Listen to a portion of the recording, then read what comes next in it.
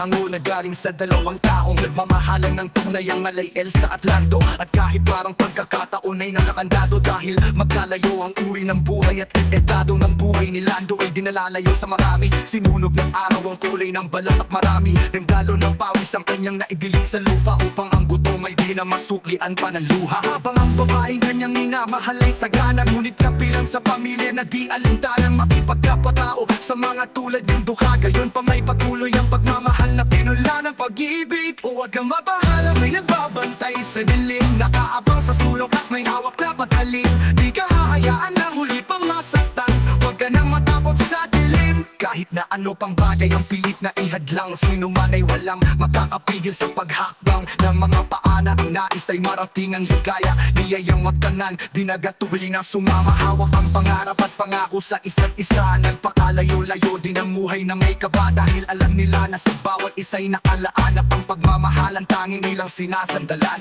Wala nang ibang bagay pa silang mahihiling, kundi isang pamilya sa loob ng apat na dingding, at isang bubong na maaaring tawaning tahanan. Bakit may pangit na kabanatang kailangan daanan pa? Huwag kang mabahala, may nagbabantay sa dilim, nakaabang sa sulok at may hawak na patalim. Di ka hahayaan na muli pang masaktan, huwag ka nang matakot sa dilim.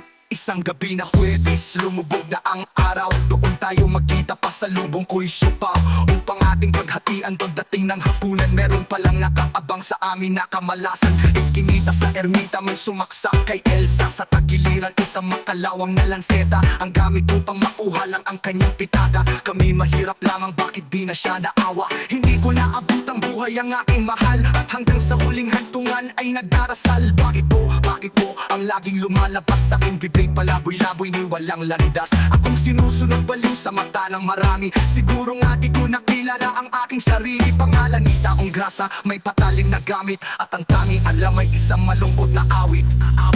Huwag kang mabahala, may nagbabantay sa dilim, nakaabang sa sulok at may hawak na patalim.